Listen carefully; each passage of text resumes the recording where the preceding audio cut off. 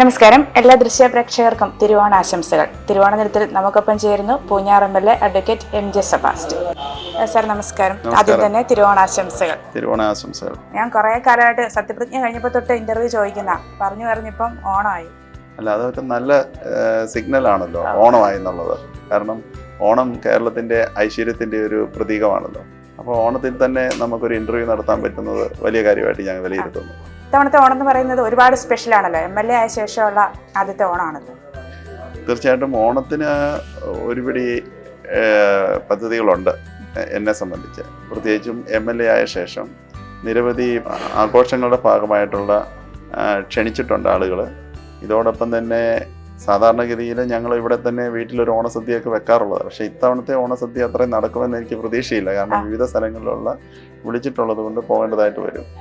അപ്പം തീർച്ചയായിട്ടും അതോടൊപ്പം തന്നെ ഞാൻ പഞ്ചായത്ത് പ്രസിഡൻ്റായി 24 വയസ്സിൽ പഞ്ചായത്ത് പ്രസിഡൻ്റായ കാലഘട്ടം തൊട്ടേ പ്രത്യേകിച്ചും ഈ തലപ്പലം വലിയൊരു ഓണാഘോഷത്തിൻ്റെ ഒരു സെൻറ്ററും കൂടിയാണ് ഈ തലപ്പലം പഞ്ചായത്ത് എന്ന് പറയുന്നത്. അപ്പം അതിലെല്ലാം വളരെ വലിയ തോതിൽ പങ്കെടുത്തുന്ന ഒരു വ്യക്തിയാണ് ഞാൻ. അപ്പോൾ MLA ആകുന്ന ആദ്യമായിട്ടാണെങ്കിലും പൊതുപ്രവർത്തനത്തിൽ നേരത്തെ തൊട്ടേ വളരെ കാലമായിട്ട് സജീവമാണ്. 40 വർഷമായിട്ട് പൊതുപ്രവർത്തനം രംഗത്തുള്ളയാളാണ്. അപ്പോൾ ആ സമയത്തൊക്കെയുള്ള ഓണമൊക്കെ എങ്ങനെയായിരുന്നു? ഇങ്ങനെ തിരക്കിൽ തന്നെ ആയിരിക്കും അല്ലേ? അത് ഇത്ര തിരക്കില്ല, കാരണം അതിനൊരു പരിമിതികളുണ്ടല്ലോ. പിന്നെ രാഷ്ട്രീയക്കാരന് ഒരു ഭരണാധിപൻ അല്ലെങ്കിൽ ഒരു പഞ്ചായത്തിന്റെ പ്രസിഡന്റ് അല്ലെങ്കിൽ ബാങ്കിന്റെ പ്രസിഡന്റ് എന്ന് പറയുമ്പം അതിനൊരു ലിമിറ്റേഷൻ ഉണ്ട്. ഒരു പ്രദേശത്തിന്റെ ഒതുങ്ങി നിൽക്കുന്നതാണ്. ഇതെന്ന് പറയുമ്പം വളരെ വലിയ വിശാലമായ ഒരു ക്യാൻവാസിലുള്ള ഓണമാണ്. അപ്പം അതിൻ്റെതായ വ്യത്യാസം ഉണ്ടാവും. പിന്നെ നമ്മുടെ സമൃദ്ധിയിലും സൗകര്യത്തിലും ഒക്കെ കഴിയുന്ന ഇടങ്ങളെ നമ്മൾ ഇന്നും മാവേലി നാടെന്ന ഒരു ഉദാഹരണമാണ് പറയാറുള്ളത്. നമ്മൾ ഇപ്പോഴും അൺഫോർച്ചുനേറ്റ്ലി നമ്മുടെ നാട്ടിൽ അടിസ്ഥാന സൗകര്യങ്ങളുടെ അഭാവം തന്നെയുള്ള ഒരുപാട് ആൾക്കാരുണ്ട്. നമ്മൾ ഈ മാവേലി നാടെന്നുള്ള ഒരു കോൺസെപ്റ്റിലേക്ക് എത്താൻ എന്തൊക്കെ കടമ്പകൾ കടക്കണം? അങ്ങനെ പറയുമ്പം മാവേലി നാടെന്ന് പറയുമ്പം എല്ലാ മനുഷ്യരും സമ്പൽ സമൃദ്ധിയിലും സുഖസൗകര്യങ്ങളും കഴിയുന്ന ഒരു കൺസെപ്റ്റാണ്. അതെത്തണമെങ്കിൽ നല്ല വർക്കൗട്ട് ചെയ്യേണ്ടി വരും. അത് ചുമ്മാ നമ്മൾ ഒരു ഭംഗിവാക്കായി പറയാം എന്നുള്ളതല്ലാതെ ഞാൻ താഴെത്തട്ടി തൊട്ട് എല്ലാ സാധാരണ ആൾക്കാരും പാവങ്ങളും അവരുടെ ബുദ്ധിമുട്ടും കാർഷിക മേഖലയുടെ പ്രശ്നങ്ങളും ഇതെല്ലാം നന്നായിട്ട് വിലയിരുത്തുന്നയാളാണ്. ആ വിലയിരുത്തുന്നത് വെച്ച് നമുക്ക് അങ്ങനെ കടത്തിക്കൊണ്ട് വരണമെന്നുണ്ടെങ്കിൽ, അല്ലെങ്കിൽ ഒരു സമൂഹത്തെ മൊത്തം ഉയർത്തിക്കൊണ്ട് വരണമെന്നുണ്ടെങ്കിൽ നന്നായി ഒരു ഗവൺമെൻറ് ഉത്സാഹിച്ചാൽ മാത്രമേ ഒരു മിനിമം പരിപാടിയിലേക്ക് എത്തിക്കാൻ പറ്റുള്ളൂ ഒരു പൊതുസമൂഹത്തെ.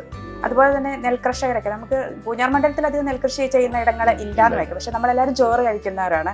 അപ്പോൾ തീർച്ചയായിട്ടും അവരുടെ പ്രശ്നങ്ങൾ പരിഹരിക്കപ്പെടേണ്ടതൊക്കെയാണല്ലോ. അല്ല, തീർച്ചയായിട്ടും ഈ ഗവൺമെന്റ് റബ്ബറിനും നെല്ലിനും തന്നെ താങ്ങുവില കൃത്യമായി പ്രഖ്യാപിച്ചു കഴിഞ്ഞു ഈ ബഡ്ജറ്റിൽ. അതിൻ്റെ അകത്ത് രണ്ടിൻ്റെ അകത്തും ബഡ്ജറ്റിൻ്റെ അകത്ത് ഉള്ള ചർച്ചയിൽ റബ്ബറിൻ്റെ കാര്യവും അതോടൊപ്പം നെല്ലിൻ്റെ കാര്യവും സബ്മിഷൻ ഉന്നയിച്ച് ചോദിച്ചിട്ടുള്ളത് ഞാനാണ്. അതോടൊപ്പം വേറെ MLA മാരും ആ പ്രദേശം നിന്നുള്ളതുണ്ട്. അപ്പം ആ നെല്ലിൻ്റെ താങ്ങുവില നിലനിർത്തുന്നതിനോടൊപ്പം കർഷകർക്ക് കുറച്ചുകൂടെ ലാഭകരമായി നെൽകൃഷി എങ്ങനെ ചെയ്യാം, പ്രത്യേകിച്ചും ടൂറിസം സെക്ടറിനെ കൂടെ അതിലേക്ക് ചേർത്തുകൊണ്ട് ഒരു പദ്ധതി കൂടെ സർക്കാർ വിഭാവനം ചെയ്യുന്നുണ്ട്. അങ്ങനെ വരുമ്പം കർഷകർക്ക് ഒരു ഇതര വരുമാനം കൂടെ ലഭിക്കുന്ന രീതിയിലേക്ക് അതിനെ എത്തിക്കും. തീർച്ചയായിട്ടും നമ്മുടെ ഈ പൂഞ്ഞാർ മണ്ഡലത്തിലേക്ക് ഉടനെ നമുക്ക് പ്രതീക്ഷിക്കാവുന്ന വികസന പദ്ധതികളൊക്കെ എന്താണെന്ന് പറയാം? ഉടനെ ചെയ്യാൻ പറ്റുന്ന വികസന പദ്ധതികൾ എന്ന് പറയുന്നത്, ആദ്യമായിട്ട് എൻ്റെ പ്രൊജക്റ്റ് എന്ന് പറയുന്നത് തന്നെ, സാധാരണ ഞാൻ എല്ലാ കാലഘട്ടത്തിലും ഒരു ഭരണ സംവിധാനത്തിൽ കൊണ്ടുവരുമ്പോൾ ഒരു പ്രൊജക്റ്റ് റിപ്പോർട്ട് ഉണ്ടാകും. നമുക്ക് ഇവിടെ പൂഞ്ഞാർ നിയോജക മണ്ഡലത്തിന് അടിസ്ഥാന സൗകര്യ വികസനം അല്ലെങ്കിൽ ഉൽപ്പാദന മേഖലയുമായി ബന്ധിപ്പിച്ചുള്ള കാര്യങ്ങൾ ഒരു പ്രൊജക്റ്റ് റിപ്പോർട്ടില്ല. അതായത് ഡേറ്റ ഇല്ല.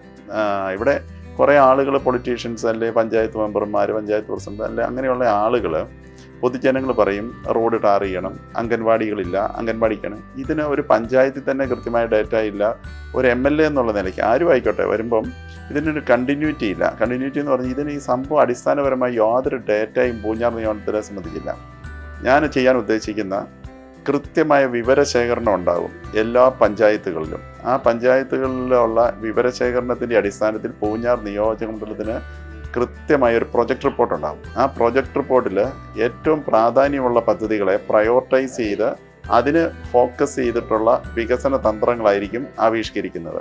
അതുകൊണ്ടുള്ളൊരു വലിയ ഗുണം കിട്ടുന്നത്, നമ്മുടെ ഗവൺമെൻറ്റിൻ്റെ പണം ഏതൊക്കെ സെക്ടറുകളിൽ എങ്ങനെ വിദഗ്ധമായി ഉപയോഗിക്കാം, കൂടാതെ ചെറിയ ആവശ്യങ്ങൾക്ക് വലിയ ഫണ്ടുകൾ, അല്ലെ ആളുകളുടെ സ്വാർത്ഥ താല്പര്യത്തിന് വേണ്ടി ഫണ്ടുകൾ വലിച്ചു കൊണ്ടുപോകുന്ന ആ പദ്ധതി നിർത്തിക്കളയും. കാരണം കൂടുതൽ ജനങ്ങൾക്ക് പ്രയോജനം കിട്ടുന്ന, കൂടുതൽ ഉപകാരപ്രദമായ ഇപ്പോൾ റോഡുകളായാലും കുടിവെള്ള പദ്ധതികളായാണെങ്കിലും മറ്റ് ഉൽപാദന മേഖലയിലുള്ള പദ്ധതികളാണേലും അതിന് മുൻഗണന കൊടുക്കും. അപ്പോൾ അത് പെട്ടെന്ന് തന്നെ വികസനത്തിലേക്ക് കൊണ്ടുവരാൻ പറ്റും. അപ്പോൾ അതിനെ ആദ്യം ഒന്ന് പ്രയോറിറ്റൈസ് ചെയ്ത് മാത്രമേ എനിക്കൊരു കൃത്യമായി വരാൻ പറ്റുള്ളൂ. അതോടൊപ്പം തന്നെ ഉണ്ട്, ഇല്ലെന്ന് ഞാൻ പറയുന്നില്ല, അടിസ്ഥാന സൗകര്യ വികസന രംഗത്ത് സിവിൽ സ്റ്റേഷൻ ഉൾപ്പെടെയുള്ള പദ്ധതികളുണ്ടാവും, അതോടൊപ്പം എയർപോർട്ട് ഉൾപ്പെടെയുള്ള പദ്ധതികളുണ്ടാവും.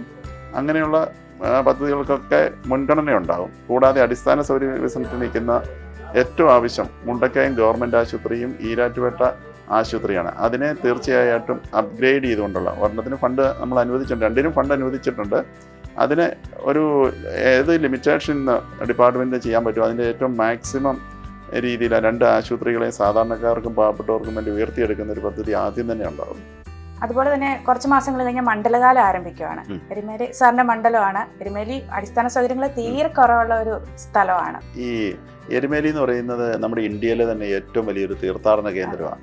യാതൊരു ഒരു പ്ലാനിങ്ങും ഇല്ല. ഞാൻ കഴിഞ്ഞ ദിവസം എൻ്റെ കൂടെ താല്പര്യം എടുത്തിട്ടാണ് ബഹുമാനായ നമ്മുടെ ദേവസ്വം മന്ത്രി യോഗം വിളിച്ചിരുന്നു. എല്ലാ ഉദ്യോഗസ്ഥരുമായി ബന്ധപ്പെട്ട MP-മാർ, ആ പ്രദേശവുമായി ശബരിമലയുമായി ബന്ധപ്പെട്ട MLA-മാർ എല്ലാ വർഷവും അതാത് വർഷത്തെ ആവശ്യങ്ങൾ മാത്രം മുൻനിർത്തി ഉള്ള ഒരു ചർച്ചകളും കാര്യങ്ങളുമാണ്. ഇത്തവണ ഞങ്ങൾ ചെയ്തതെന്ന് വെച്ചാൽ വളരെ നേരത്തെ ഈ പ്രാവശ്യത്തെ മണ്ഡലകാലത്തെ ഷെഡ്യൂൾ ചെയ്യാൻ, കറക്റ്റാക്കാൻ വേണ്ടി 3 മാസം മുമ്പ് തന്നെ യോഗം തിരുവനന്തപുരത്ത് വിളിച്ചത്. സാധാരണ 1 മാസം മുമ്പ് തന്നെയാണ് തുടങ്ങുന്നത്. അപ്പം ഞങ്ങൾ ആ യോഗം വിളിച്ച് അടുത്ത ഉടനെ തന്നെ എരുമേലിയിലും പമ്പയിലും യോഗം ഉണ്ടാകും. അങ്ങനെ ഒരു സിസ്റ്റമാറ്റിക്കായിട്ട് ഇപ്രാവശ്യത്തെ ശബരിമല മണ്ഡലകാലത്തെ കൊണ്ടുപോകും. അതിന് യാതൊരു തർക്കമില്ല. പക്ഷേ ഞാൻ അവിടെ ഒരു നിർദ്ദേശം വെച്ചിട്ടുണ്ട്. എരുമേലിക്ക് വേണ്ടി ഇത്തരത്തിലുള്ള യോഗം പോലും നടത്തേണ്ട ആവശ്യം വരികയില്ല. ഒരു പ്രൊജക്ട് റിപ്പോർട്ട് ഉണ്ടാക്കി കൃത്യമായ വികസന പദ്ധതികൾ, റോഡുകൾ, അതോടൊപ്പം കുടിവെള്ള പദ്ധതികൾ, അടിസ്ഥാന സൗകര്യങ്ങൾ എന്നിവ ഒരു സമയബന്ധിതമായി നടപ്പാക്കുകയാണെങ്കിൽ ആ സിസ്റ്റം അവിടെ വർക്ക് ചെയ്യുമ്പോൾ എരുമേലിയിലെ ഭക്തർക്ക് വളരെ ഭംഗിയായി ഈ കാനനപാത ഉൾപ്പെടെയുള്ള എല്ലാ ഡിപ്പാർട്ട്മെൻറ്റുകളെയും യോജിപ്പിച്ചുകൊണ്ടാണ് പറയുന്നത്. അങ്ങനെ ചെയ്യുമ്പം ഒരു പ്രശ്നവുമില്ലാതെ ഇവർക്ക് ഈ ദർശനം നടത്തി പോകുന്നതിനുള്ള അടിസ്ഥാന സൗകര്യം ഉണ്ടാകും. അതിന് മറ്റൊരു ഡിപ്പാർട്ട്മെൻറ്റുകൾ മാത്രം വർക്കൗട്ട് ചെയ്ത് ഒരു മോണിറ്ററിങ് മാത്രമേ ഉണ്ടാവുള്ളൂ ഈ പ്രോജക്റ്റ് റിപ്പോർട്ട് വർക്കൗട്ട് ചെയ്ത് കഴിഞ്ഞാൽ. ആ ഒരു നിർദ്ദേശം വെച്ചിട്ടുണ്ട്. അത് തത്വത്തിൽ മന്ത്രിയും അതോടൊപ്പം ഉള്ള ഉദ്യോഗസ്ഥരും അംഗീകരിച്ചിട്ടുള്ള കാര്യമാണ്. അതുപോലെ തന്നെ നമ്മുടെ ഈരാറ്റുപേട്ട പ്രൈവറ്റ് ബസ് സ്റ്റാൻഡ് കുറേ കാലങ്ങളായിട്ട് ഒരു ചോദ്യചിഹ്നമായിട്ട് നിൽക്കുന്ന ഒരു സ്ഥലമാണ്. അതിലെന്തെങ്കിലും നടപടികൾ ഉടനെ പ്രതീക്ഷിക്കാം? അത് മുനിസിപ്പാലിറ്റിയുടെ ആണ് ബസ് സ്റ്റാൻഡ്. മുനിസിപ്പാലിറ്റി അതുമായി ബന്ധപ്പെട്ട ഫണ്ടുകൾ വകയിരുത്തിയിട്ടുണ്ട്. കൂടാതെ അടിസ്ഥാന സൗകര്യ വികസന ഫണ്ടിൽ നിന്ന് ചെയർമാനുള്ള റെപ്രസെൻറ്റേഷൻ കൊടുത്ത് ഫാസ്റ്റായിട്ട് ചെയ്യാനുള്ള നടപടിക്രമങ്ങൾ പൂർത്തീകരിച്ചിട്ടുണ്ടെന്നാണ് ഞാൻ മനസ്സിലാക്കുന്നത്. അതുപോലെ തന്നെ നമുക്ക് ഓണത്തിലേക്ക് തിരിച്ചു വന്നാൽ ഓണസദ്യയൊക്കെ കഴിക്കാൻ ഇഷ്ടമാണ്. വീട്ടിലൊക്കെ സദ്യ? തീർച്ചയായിട്ടും. ഞാൻ ഓണസദ്യ കൂടുതൽ ഞാൻ വെജിറ്റേറിയൻ ആണ് ശരിയായിട്ട് പറഞ്ഞാൽ. ഇപ്പം ഈയിടെയും തിരുവനന്തപുരത്ത് നല്ലൊരു ഓണസദ്യ കഴിച്ചത്. അപ്പോൾ ഏതാണ് ഓണസദ്യയിൽ ഏറ്റവും ഇഷ്ടമുള്ള വിഭവം? എന്താണ് ഓണസദ്യയിൽ അങ്ങനെ പറഞ്ഞാൽ പാൽപ്പായസം കൂട്ടിയുള്ള ഓണസദ്യയാണ് എനിക്ക് ഏറ്റവും ഇഷ്ടം. പാൽപ്പായസമാണ് ഏറ്റവും ഇഷ്ടം. അതെ അതെ. ഇപ്പം സദ്യ അല്ലാതെ എന്ത് ഫുഡ് കഴിക്കാനാണ് ഇഷ്ടം? സദ്യ അല്ലാതെയുള്ള സാധാരണ ഉള്ള കാര്യം പറഞ്ഞാൽ ഒരു സിമ്പിൾ ഭക്ഷണത്തെയാണ് കൂടുതലും. നാടൻ ഭക്ഷണമാണോ? അപ്പം, വെജിറ്റബിൾ കറി അല്ലെങ്കിൽ പുട്ട് അങ്ങനെയൊക്കെ ഉള്ളതാണ് സിമ്പിൾ ഏറ്റവും ഇഷ്ടപ്പെടുന്ന ഭക്ഷണം. ഈ രാഷ്ട്രീയക്കാരുടെ കാര്യത്തിൽ ഭക്ഷണ കാര്യം വരുമ്പോൾ ചിലർ പറയും കൃത്യമായിട്ട് ഞാൻ എന്ത് തിരക്കുണ്ടായാലും സമയത്ത് ഭക്ഷണം കഴിക്കും എന്ന് ചിലർ പറയാറുണ്ട്. ചില ആൾക്കാർ കഴിച്ചാൽ കഴിച്ചു ഇല്ലെങ്കിൽ ഇല്ല അങ്ങനെയുള്ളത്. സാർ ഇതിൽ ഏത് കൂട്ടത്തിൽ പെടുന്നതാണ്? ഞാൻ അങ്ങനെ കൃത്യമായി ഭക്ഷണം കഴിക്കാൻ അങ്ങനെ പറ്റുന്നില്ല. എങ്കിലും ഒരു മിനിമം കണ്ടീഷനിൽ ഭക്ഷണമൊക്കെ കഴിച്ചു പോകാൻ പറ്റുന്നുണ്ട്. കാരണം അല്ലെങ്കിൽ നമ്മൾ തന്നെ ടയർഡ് ആവുമല്ലോ വർക്കൗട്ട് ചെയ്യാൻ പറ്റാതെ. എത്രത്തോളം ഹെൽത്ത് കോൺഷ്യസ് ആണ്? എക്സസൈസ് അങ്ങനെയൊക്കെ ചെയ്യാറുണ്ടോ? ഞാൻ ഇപ്പം യോഗ ചെയ്യുന്നത്. ഞാൻ പഠിച്ചുകൊണ്ടിരുന്ന കാലത്ത് മിസ്റ്റർ യൂണിവേഴ്സിറ്റിയും മിസ്റ്റർ സെന്റ് ജോസഫ് ആയിരുന്നു. അതുകൊണ്ട് ഹെൽത്ത് കാര്യത്തിലൊക്കെ വളരെ കോൺഷ്യസ് ആണ്. എങ്കിലും ഏജിങ് ഒരു പ്രശ്നമുണ്ടല്ലോ. റോഷി അഗസ്റ്റിൻ, മുൻ മന്ത്രി റോഷി അഗസ്റ്റിനുമായിട്ട് എന്തോ കോളേജ് യൂണിയൻ സമയത്തോ എന്തോ ഒരു മത്സരം അങ്ങനെ എന്തോ എവിടെ കേട്ടിട്ടുണ്ട്? അത് കോളേജ് യൂണിയനിൽ ഞാനും റോഷിയായിട്ടാണ് എതിരെന്ന് മത്സരിച്ചത്. അന്ന് മത്സരിച്ചപ്പോൾ റോഷി പരാജയപ്പെട്ടതാണ്. അതിനൊരു പ്രത്യേകത, പാലാ കോളേജ് ചെയർമാൻ ആയിരിക്കുന്ന ഒരു വ്യക്തി ആദ്യമായിട്ടാണ് ഒരു MLA ആയി വരുന്നത് പാലാ കോളേജിൽ. അതെ, പാലാ കോളേജിനെ സംബന്ധിച്ച് വലിയ ക്രെഡിറ്റ്. അവിടെ നിന്നുള്ള പഴയ ആളുകളെല്ലാം അലുമിനിയം അസോസിയേഷൻ എല്ലാം വന്ന് ഈ കാര്യങ്ങളൊന്നും സംസാരിക്കുകയൊക്കെ ചെയ്തിരുന്നു. അതുപോലെ തന്നെ 50ലധികം വർഷങ്ങൾക്ക് ശേഷമാണ് ഒരു ഇന്ത്യൻ നാഷണൽ കോൺഗ്രസ് പ്രതിനിധി പൂഞ്ഞാർ MLA ആകുന്നത്. 61 വർഷത്തിന് ശേഷം. അടിസ്ഥാനപരമായി പൂഞ്ഞാർ നിയോജക മണ്ഡലം ഒരു UDF അല്ലെ കോൺഗ്രസിന് വളരെയധികം മുൻതൂക്കമുള്ളൊരു മണ്ഡലമാണ്. ഇപ്പം ഇവിടെ ഈ വീട്ടിൽ വന്നിരിക്കുന്ന ആളുകൾ ഒരു MLA എന്നുള്ള നിലയ്ക്ക് മാത്രമല്ല ഇത്രയധികം ആളുകൾ വരുന്നത്.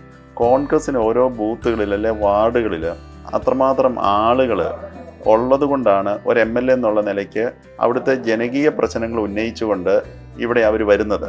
അതേസമയം മറിച്ച് ചെറു പാർട്ടികൾ എന്ന് പറഞ്ഞാൽ അവരുടെ വ്യക്തി അധിഷ്ഠിതമായ ആശയത്തിൽ നിൽക്കാത്ത പാർട്ടികളാണ്. അവർക്ക് വ്യക്തിബന്ധങ്ങളുടെ പേരിൽ മാത്രം ഒരു MLA കാണാൻ വരുന്നത്. അല്ലെങ്കിൽ അവിടുത്തെ വ്യക്തിബന്ധങ്ങളുടെ അടിസ്ഥാനത്തിലുള്ള വികസന പ്രവർത്തനങ്ങളാണ് ചെറു പാർട്ടികൾ. ഒരിക്കലും ചെറു പാർട്ടികളുടെ ഒരു സംവിധാനം ഒരു നാടിൻ്റെ വികസനത്തിന് ഗുണം കിട്ടില്ല എന്ന് വിശ്വസിക്കുന്ന ആളാണ് ഞാൻ. അത് കഴിഞ്ഞ 60 വർഷമായിട്ട് പൂഞ്ഞാർ നിയോജകമണ്ഡലം അനുഭവിച്ചുകൊണ്ടിരിക്കുക. ഇത്തവണ തീർച്ചയായും അത് 60 വർഷത്തെ ആ ഒരു കാഴ്ചപ്പാടിൽ നിന്ന് തികച്ചും വ്യത്യസ്തമായ വളരെ ഫാസ്റ്റായിട്ടുള്ളൊരു വികസന പദ്ധതികൾ പൂഞ്ഞാർ നിയോജകമണ്ഡലത്തിലുണ്ടാകും. യാതൊരു തർക്കവുമില്ല. ആരാണ് സാറിൻ്റെ ഒരു പൊളിറ്റിക്കൽ മാതൃക? ആരാണ് പൊളിറ്റിക്കൽ മാതൃക എന്ന് പറഞ്ഞാൽ ഞാൻ കൂടുതലും ഉമ്മൻചാണ്ടി സാറുമായിട്ട് ചേർന്ന് നിന്നാണ് പ്രവർത്തിച്ചിട്ടുള്ളത്. കാരണം വളരെ ജനകീയമായി ഏറ്റവും പ്രാധാന്യമുള്ളൊരു കാര്യം നമ്മളൊരു MLA ആയി 3 അക്ഷരം വെക്കുന്നതിൻ്റെ അകത്തല്ല പ്രാധാന്യം. നമ്മൾ ജനങ്ങളോടുള്ള ഒരു മിനിമം ഒരു സ്നേഹവും ഒരു മര്യാദയും അവരോടൊപ്പം ചേർന്ന് നിന്ന് പ്രവർത്തിക്കുന്ന ഒരു കൺസെപ്റ്റ് ഉമ്മൻചാണ്ടി സാറിനെ സംബന്ധിച്ച് ഏറ്റവും സിമ്പിളായിട്ട് മനുഷ്യൻ. ഞാനും ആ രീതിക്കാരനാണ്. ഒരു MLA ആയി എന്നോർത്ത് എൻ്റെ മനസ്സിൽ ഇന്ന് വരെ ഒരു MLA എന്നുള്ള ഫീലിംഗ് ഇല്ല. അതുകൊണ്ട് എനിക്ക് ഏറ്റവും ഗുണം എന്താണെന്ന് ചോദിച്ചാൽ ആരോട് സിമ്പിളായിട്ട് ഇടപെടാൻ പറ്റും, അവരുടെ കാര്യങ്ങൾ കേൾക്കാൻ പറ്റും. അപ്പോൾ അത് വളരെ ഇമ്പോർട്ടൻ്റ് ആയിട്ടുള്ള കാര്യമാണ്. അധികാരത്തിൻ്റെ ധാർഷ്ട്യം കാണിക്കുന്നവരാണ് നല്ലൊരു ശതമാനം ആളുകൾ ഒരു സ്ഥാനം കിട്ടിക്കഴിയും. അതിനകത്തൊന്നും അടിസ്ഥാനമില്ല. നമ്മൾ സമൂഹത്തെ സെർവ് ചെയ്യാൻ വരുന്നു, അത് കഴിഞ്ഞ് ഗുഡ് ബൈ പറയുക. ഭഗവത്ഗീത പറഞ്ഞിട്ടുണ്ടല്ലോ, കർമ്മം ചെയ്യുക ഫലം ഇച്ഛിക്കരുതെന്നാണ്. നമ്മൾ ആ കർമ്മം ചെയ്യുന്നു പോകുന്നു, അല്ലാതെ ഇനി ആയുഷ്കാലം മുഴുവൻ MLA ആയിട്ടിരിക്കാനുള്ള താല്പര്യമല്ല. അത് നമ്മൾ ആ ചെയ്യുന്ന സമയത്ത് കൃത്യമായി ചെയ്തിരിക്കുന്നത്. ഇപ്പോൾ ഒരു പൊളിറ്റീഷ്യനെ സംബന്ധിച്ചിടത്തോളം പൊളിറ്റീഷ്യൻ നല്ല സാധാരണക്കാർക്ക് പോലും സോഷ്യൽ മീഡിയ നെഗറ്റീവായിട്ട് നല്ല രീതിയിൽ ബാധിക്കുന്ന ഒരു കാലഘട്ടമാണ്. താങ്കൾ അതിൽ എത്രത്തോളം കോൺഷ്യസ് ആണ്? അതിനെക്കുറിച്ച് എന്താ? ഞാൻ അനാവശ്യമായ വിവാദങ്ങളിലൊന്നും പോയി തലയിടാറില്ല. അപ്പം അങ്ങനെയുള്ള കാര്യങ്ങൾ വലിയ പ്രശ്നമായിട്ട് എനിക്ക് തോന്നാറില്ല. എങ്കിലും സോഷ്യൽ മീഡിയ ചെക്ക് ചെയ്യാറുണ്ട് കാര്യങ്ങൾ. പിന്നെ സ്വാഭാവികമായിട്ട് സോഷ്യൽ മീഡിയ എന്ന് പറയുന്നത് പലരും ഒരുപാട് ആയിരങ്ങൾ കൈകാര്യം ചെയ്യുന്നതാണല്ലോ. അപ്പോൾ അവരുടെ മനോരീതിക്ക് അനുസരിച്ച് ഓരോ കാര്യങ്ങൾ എഴുതി വിടും. അതിനൊന്നും നമ്മൾ മൈൻഡ് ചെയ്യാറില്ല. കാരണം നമ്മുടെ ഭാഗം റൈറ്റ് ആണെങ്കിൽ പിന്നെ ആരെയും ഞാൻ മൈൻഡ് ചെയ്യാറില്ല. നമ്മുടെ ഭാഗം തെറ്റാണെങ്കിൽ മാത്രമാണ് നമ്മൾ ശ്രദ്ധിക്കേണ്ടതും കറക്റ്റ് ആകേണ്ടതും. അപ്പം നമ്മൾ പരമാവധി കറക്റ്റായി പോകാനാണ് ശ്രമിക്കുന്നത്. അതുപോലെ തന്നെ ഓണക്കാലം എന്ന് പറയുന്നത് നമ്മുടെ ലഹരി ഒഴുക്ക് ഒരുപാടുള്ള ഒരു സമയം കൂടെയാണല്ലോ. നമ്മുടെ ഓപ്പറേഷൻ തൂഫാൻ വളരെ സജീവമാണ്, നമുക്കറിയാം. എങ്കിൽ പോലും കൂടുതലായിട്ട് എന്തെങ്കിലും പ്രവർത്തനങ്ങൾ ഉണ്ടാവുമല്ലോ തടയാനായിട്ട്? തീർച്ചയായിട്ടും ഓപ്പറേഷൻ തൂഫാന് ഒരു ഫിലോസഫിക്കലായിട്ടൊരു പ്രോസസ്സാണ്. കഴിഞ്ഞ 10 വർഷമായിട്ട് കേരള സമൂഹത്തെ മയക്കുമരുന്നിൻ്റെയും MDMAയുടെയും കീഴിൽ കൊണ്ടുവന്ന ഒരു ഭരണ സംവിധാനമായിരുന്നു. യുവാക്കളും ചെറുപ്പക്കാരും വ്യാപകമായി അതിലേക്ക് അടിപ്പെട്ടു. അത് ഭരണകൂടത്തിൻ്റെ പൂർണ്ണമായ സപ്പോർട്ടുള്ളത് കൊണ്ടാണ്, താഴെത്തെട്ടുള്ള സപ്പോർട്ടാണ്. അതുകൊണ്ടാണ് ഞാൻ വളരെ കൃത്യമായി പറഞ്ഞത്, യാതൊരു കാരണവശാലും മയക്കുമരുന്നും മദ്യവും പിടിച്ചിട്ട് അവിടെ അല്ലെ MDMA പിടിച്ചിട്ട് ഇങ്ങനെയുള്ള വ്യാപകമായി ഉപയോഗിക്കുന്ന മനുഷ്യരാശിയെയും അതോടൊപ്പം ഓരോ മനുഷ്യരെയും കൊന്നെടുക്കുന്ന സംവിധാനത്തിൽ ഉപയോഗിച്ച ശേഷം ഒരു MLAയുടെ അടുത്ത് വന്ന് എന്നെ സഹായിക്കണമെന്ന് പറഞ്ഞാൽ യാതൊരു കാരണവശാലും ഒരു MLA എന്നുള്ള നിലയ്ക്ക് മയക്കുമരുന്നിന് അനുകൂലമായി ഒരു പോയിന്റ് പോലും ഒരു ഡിപ്പാർട്ട്മെൻറ്റിലോ വിളിച്ചു പറയുകയോ കാര്യങ്ങളോ ചെയ്യാമെന്ന് പറഞ്ഞിട്ടുണ്ട്. അതിൻ്റെ കാരണം വേറൊന്നുമല്ല, അത് പൂർണ്ണമായും സമൂഹത്തിൽ നിന്ന് എലിമിനേറ്റ് ചെയ്യേണ്ട സംഭവമാണ്. അതിന് ഭരണകൂട സംവിധാനം അല്ലെ MLAമാരും കൂടെ സപ്പോർട്ട് ചെയ്ത് കൊടുക്കുക എന്ന് പറയുന്നത് വളരെ ഗുരുതരമായ പ്രശ്നമാണ്. അല്ലെങ്കിൽ ഒരു പോലീസ് ഒരു MDMA പിടിച്ചു, അല്ലെ കഞ്ചാവ് പിടിച്ചു, ഉടനെ MLAയുടെ അടുത്തോട്ട് വരുന്നു. ശരിയാ, പോലീസ് സ്വാധീനം വെച്ച് വിളിച്ചു പറഞ്ഞാൽ ചിലപ്പോൾ കുറേ ആളുകളെയൊക്കെ വിട്ടെന്നിരിക്കും. അങ്ങനെ ഒരു സംഭവം ഉണ്ടാകില്ല. അവരെയൊക്കെ അകത്താക്കണം എന്നുള്ള ചിന്ത തന്നെയാണ്. അപ്പോൾ അത് ക്ലീനപ്പ് ചെയ്യും സമൂഹത്തെ. അതിൻ്റെ അകത്ത് ഒരു വിട്ടുവീഴ്ചയും ഇല്ല. അത് ഏറ്റവും വലിയ ഗവൺമെൻറ്റിൻ്റെ നേട്ടമാണ് ഈ ഓപ്പറേഷൻ തൂഫാൻ എന്ന് പറയുന്നത്. ജനങ്ങളെ ബോധവൽക്കരിച്ചു, ഇതോടൊപ്പം 2500-ൽ പരം ആളുകളെ ജയിലിലാക്കി കഴിഞ്ഞു പിടിച്ചു. നിസാറിൻ്റെ ഫാമിലിയെ കുറിച്ചൊന്ന് പറയാമോ? ആരൊക്കെയുണ്ട് വീട്ടിൽ? ഫാമിലി വളരെ ചെറുതാണ്. ആകെ ഉള്ളത് ഒരു മോനാണ്. അവൻ അമേരിക്കയിൽ പഠിക്കുന്ന. ഇതോടൊപ്പം വൈഫാണ്, ഹൗസ് വൈഫാണ്. ഒഴിവ് സമയം കിട്ടാറില്ലെന്നറിയാം, എന്നാലും ഒഴിവ് സമയത്ത് എന്ത് ചെയ്യാനാ ഇഷ്ടം? എന്താ ചെയ്യുന്നത് സാധാരണ? ഏറ്റവും കൂടുതൽ ഞാൻ ഇഷ്ടപ്പെടുന്നത് വനങ്ങളും അതിൻ്റെ പ്രകൃതിയും ഭംഗിയും ആസ്വദിക്കുക എന്നുള്ളതാണ് എൻ്റെ പ്രധാന ടൂറിസം. അതാണ് എൻ്റെ ഒരു പ്രധാന യാത്ര ചെയ്യുന്നത്. വളരെ രസകരമായി ഏറ്റവും കൂടുതൽ യാത്ര ചെയ്യുന്നുണ്ട് അതുമായുണ്ട്. വിദേശ രാജ്യങ്ങളിലടക്കം യാത്ര ചെയ്യുന്ന? അതെ അതെ, നിരവധി വിദേശ രാജ്യങ്ങളിലെല്ലാം പോയിട്ടുണ്ട്. പോവുകയാണെങ്കിലും എനിക്ക് വലിയ കോർപ്പറേറ്റ് ടൗണുകളെക്കാൾ ഇഷ്ടം പ്രകൃതിയുമായി ഇണങ്ങി നിൽക്കുന്ന സ്ഥലങ്ങളെയാണ് എനിക്ക് ഏറ്റവും കൂടുതൽ താല്പര്യം. അപ്പോൾ വിദേശങ്ങളിലൊക്കെ യാത്ര ചെയ്യുമ്പോൾ അവിടുത്തെ എന്തെങ്കിലും ഒരു ഫെസിലിറ്റി അല്ലെങ്കിൽ ഒരു പ്രൊജക്റ്റ് നമ്മുടെ നാട്ടിൽ വന്നിരുന്നെങ്കിൽ നല്ലായിരുന്നു എന്ന് തോന്നാറുണ്ട്? തീർച്ചയായിട്ടും. അങ്ങനെ എന്തെങ്കിലും ഉണ്ടെങ്കിൽ ഒന്ന് പറയാം. നിരവധി പ്രോജക്റ്റുകൾ വിദേശ രാജ്യങ്ങളിൽ നടന്നിട്ടുള്ള കാര്യങ്ങൾ നമുക്ക് ഈ നാട്ടിൽ ചെയ്യാൻ പറ്റും. ഞാൻ ഇപ്പോൾ ഒരു പുതിയ സമൂഹത്തിൻ്റെ തലമുറയുടെ ആൾ കൂടിയാണല്ലോ. ഏറ്റവും അടിയന്തരമായി ചെയ്യേണ്ടത് നമ്മുടെ വിദേശ സർവകലാശാലകൾ, കോളേജുകൾ വളരെയധികം അഡ്വാൻസ്ഡ് കോഴ്സുകൾ കാര്യങ്ങളിലേക്ക് പോയി കഴിഞ്ഞു. നമ്മുടെ വിദ്യാഭ്യാസം ഇപ്പോഴും ഒരു 40 വർഷം 30 വർഷം പുറകോട്ടുള്ള കൺവെൻഷണൽ മെത്തേഡാണ്. ചൈന ഈ അടുത്ത കാലത്ത് 12,000 കോഴ്സ് ഒറ്റയടിക്ക് പ്രയോജനമില്ലാത്ത നിർത്തിക്കളഞ്ഞു. അപ്പോൾ ഈ വിദേശ സർവകലാശാലകളിലെ കോളേജുകളിലൊക്കെ സെമിനാറുകളും ഇൻ്റർനാഷണൽ സെമിനാറുകളിലൊക്കെ പങ്കെടുക്കുമ്പോൾ അവർ കൊണ്ടുവന്നിരിക്കുന്ന അഡ്വാൻസ്ഡ് ആയിട്ടുള്ള കോഴ്സുകൾ, അവരുടെ ടെക്നോളജികൾ, റിസർച്ച് ആൻഡ് ഡെവലപ്മെൻറ്റ്, ആ കാര്യം തന്നെയാണ് ഇപ്രാവശ്യത്തെ ബഹുമാന്യായ മുഖ്യമന്ത്രി അവതരിപ്പിച്ച ബഡ്ജറ്റിൽ ഫോക്കസ് ചെയ്തിരിക്കുന്നത്. അതായത് നിലവിലുള്ള കോളേജുകളെല്ലാം പരമാവധി വിദേശ സർവകലാശാലകൾ കോളേജുകളുമായി ടൈപ്പ് ചെയ്യുകയും ആധുനിക കോഴ്സുകൾ കൊണ്ടുവരികയും വിദ്യാർത്ഥി സമൂഹത്തെ എത്രയും പെട്ടെന്ന് പുതിയൊരു തലമുറയ്ക്ക് വേണ്ടുന്ന വിദ്യാഭ്യാസം നൽകുക എന്നുള്ള സങ്കല്പത്തിലേക്ക് കൊണ്ടുവരാം. കാരണം ആർട്ടിഫിഷ്യൽ ഇൻ്റലിജൻസും ഡാറ്റാ സയൻസും കൂടി ചേർന്നുള്ള യോജിച്ചുള്ള പ്രവർത്തനം ലോകത്തെ 15 അല്ലെങ്കിൽ 20 വർഷത്തിന് മാറ്റിമറിക്കും. ആ സമയത്ത് തന്നെ സെയിം ടൈം നമ്മൾ 5 വർഷം പുറകോട്ടാണ്. ഇപ്പം സ്റ്റാർട്ട് ചെയ്താൽ തീർച്ചയായും നമുക്ക് അവരെ കോമ്പീറ്റ് ചെയ്ത് ഒരു പരിധി വരെ പിടിച്ചു നിർത്താൻ പറ്റും. ഇല്ല എങ്കിൽ നമ്മുടെ യുവതലമുറ അടുത്ത 15 വർഷം കൊണ്ട് നിരക്ഷരരായി പോകും. നിരക്ഷരം എന്ന് പറഞ്ഞാൽ അക്ഷരജ്ഞാനം ഇല്ല എന്നുള്ളതല്ല, സാങ്കേതിക വിദ്യയിൽ അക്ഷരജ്ഞാനം ഇല്ലാത്തവരായി മാറും. കാരണം ആർട്ടിഫിഷ്യൽ ഇൻ്റലിജൻസ് മനുഷ്യബുദ്ധിയുടെ 10 ലക്ഷം ഇരട്ടി വേഗത്തിൽ ചിന്തിക്കുന്നു എന്ന് മാത്രമല്ല, അത് സർവ്വ മേഖലകളിലും ഒരു ഒക്ടോപ്പസ് പോലെ പിടിച്ചിരിക്കുക. അതായത് അത് വളരെ ഗുണകരമായ കാര്യം തന്നെയാണ്. പക്ഷേ ആ പിടിച്ചിരിക്കുന്ന കാര്യങ്ങൾ സാധാരണ ജനങ്ങളോ ഭരണകൂടങ്ങളോ അറിയുന്നില്ല എന്നുള്ളതാണ്. അറിയുന്നവരുണ്ട്, ഇല്ലെന്നല്ല ഞാൻ പറയുന്നത്. അപ്പം അങ്ങനെയുള്ള മിടുക്കരായ ആളുകൾ ഭരണ സംവിധാനത്തിൽ വരികയും അതിന് അടുത്ത 50 വർഷത്തെ വിഷ്വലൈസ് ചെയ്തുകൊണ്ടുള്ള സാങ്കേതികവിദ്യയിൽ അധിഷ്ഠിതമായ വിദ്യാഭ്യാസ നയം അടിയന്തരമായി കേരളത്തിൽ നടപ്പാക്കുക. അതിനു വേണ്ടുന്ന എല്ലാ പ്രഷറൈസിങ്ങും ഈ മന്ത്രിസഭയിലും അതോടൊപ്പം പൊളിറ്റിക്കൽ അജണ്ടയിലും ആ കാര്യങ്ങളുണ്ട്. അതൊരു സമൂഹത്തെ വളരെ വലിയ തോതിലേക്ക് ഉയർത്തിക്കൊണ്ടുവരും. അപ്പോൾ ഈ തിരക്കിനിടയിലും നമുക്ക് ഇത്ര സമയം തന്ന സാറിന് നമ്മൾ നന്ദി പറയാണ്. പ്രേക്ഷകരോട് എന്താണ് പറയാനുള്ളത്? പ്രേക്ഷകരോട് ഈ ഓണത്തിന് എൻ്റെ വ്യക്തിപരമായും അതോടൊപ്പം ഈ ഒരു സംവിധാനത്തിൽ നിന്നൊരു MLA എന്നുള്ള നിലയ്ക്കുള്ള ഓണാശംസകൾ എല്ലാവർക്കും നേരുന്നു.